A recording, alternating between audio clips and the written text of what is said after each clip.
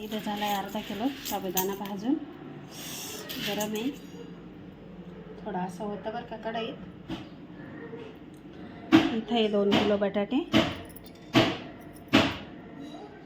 मी थोडे बारीकच घेतले बघू. चला आता बटाट्यांना 2-3 शिट्ट्या करून घ्यायच्या. बघा इथं कुकर लावून घेतला आहे मी. आता इथं आपण बटाटे मिक्सरच्या भांड्यात दळून घ्यायचे. इथं चालू आहे साबुदाणा दळायची तयारी. इथं साबुदाणा चाळून घ्यायचा. असं दळून घेते मी. लाईट गेलेली होती, आता सुरुवात केली आहे. चला असा दळून घ्यायचा. इथं चाळणीने, पेठ्याच्या चाळणीने चाळून घ्यायचा. अशी बारीक पावडर करायची. दळून घ्यायचं. बघा असं दळून घेतलंय मी. थोडं थोडं दळायचं. मिक्सर खराब होण्याची शक्यता असते. तर एवढं झालंय दळून. एवढं राहिलंय आता पावशेर. बटाट्याचे साल्ट काढायची तयारी. उकडले 2 किलो बटाटे आणि इथं झालेले एवढे काढून आपल्याला किसून घ्यायचे. किसणीने किसून घेणारे. तर इथे उपवासाचं मीठ बाजूला घेतलेलं आहे मी. इथे अर्धा किलो साबुदाणा भाजून आणि दळून घेतला आहे मिक्सरला. आणि इथे लाल मिरची, तर लाल मिरचीचे करायचे. काल बनवले आपण हिरव्या मिरचीचे, त्याची पण रेसिपी येईल. एडिट करायची बाकी आहे अजून. आणि इथे आराध्य, तर आराध्य किसणारे बटाटे. कर सुरुवात. तर उद्यापासून त्यांचे पेपर चालू होत आहे. बारीक यानेच किस. चला आता बाकीचं. तर चला सगळ्यांना नमस्कार. आराध्य करतोय बटाट्याचं किस. उकडेल बटाटे किसून घेतोय. चला सगळ्यांना नमस्कार. हॅलो आहे सगळ्यांना नमस्कार. चला मी स्मिता माझ्या मराठी यूट्यूब चॅनलमध्ये अगदी मनापासून स्वागत.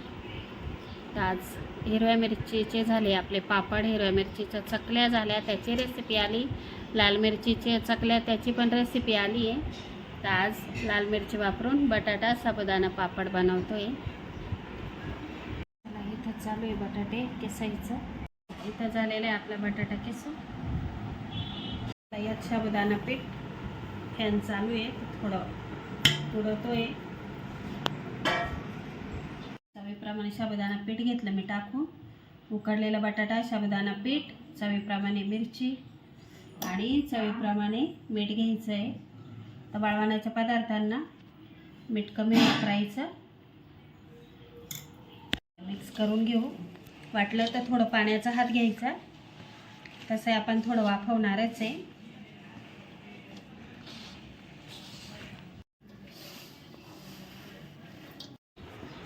असं मळून झालं, एकजीव केला. आता आपण कुकरमध्ये याला वाफ देणार आहे. चला इथं पातेल्यात पाणी आहे आणि त्याच्यावर ठेवली आपण चाळण. आणि त्याच्यावर हे गोळे आपण 10-1 मिनटं वाफून घेणार आहे.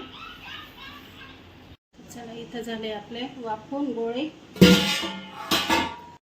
तर छान वाफले.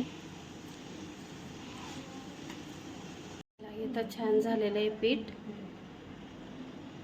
इथं एवढं अजून वाफवायचं आहे. आता हे काढून घ्यायचं. चला इथं जसं झालेलं आहे साबुदाण्याचं हे आराध्य करतोय पापड मशीनने दाबून. आणि इथं असे तर बघा पापड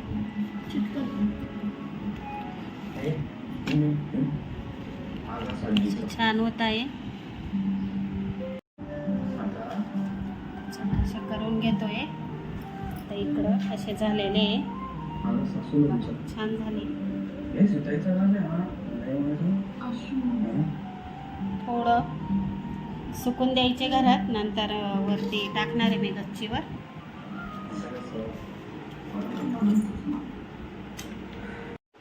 चला इथं असे झालेले पापड. आता उन्हात जाऊन द्यायचे. बघा असे झाले पापड. छान आला कलर. बघा सुकले का असे छान दिसत आहे.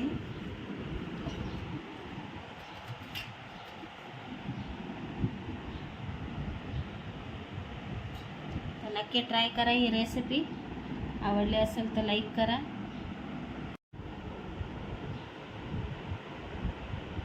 चला, इथं झालेला आहे पोह्यांचा नाश्ता.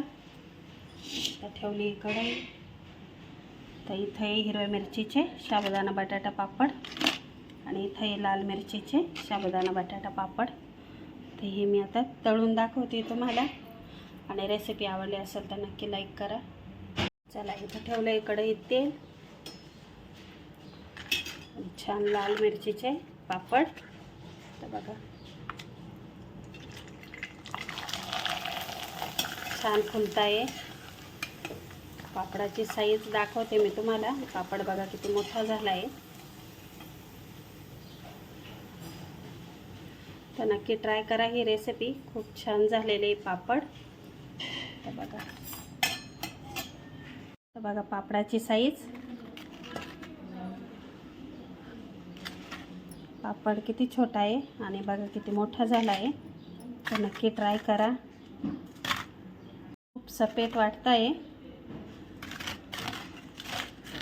आणि कुरकुरीत झाले एकदम.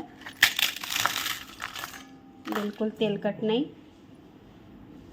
चला, रेसिपी आवडली असेल तर नक्की लाईक करा. चॅनलवर नवीन आला असाल तर सबस्क्राईब करायला विसरू नका.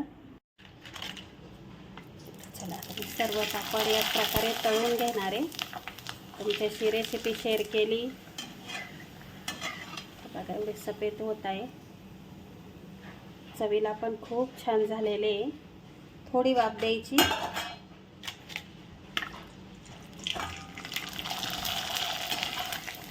कोणी मदतीला नसलं तरी पण हे पापड एकटं पण आपण करू शकतो. बघा एवढे छान झाले व्हाईट व्हाईट.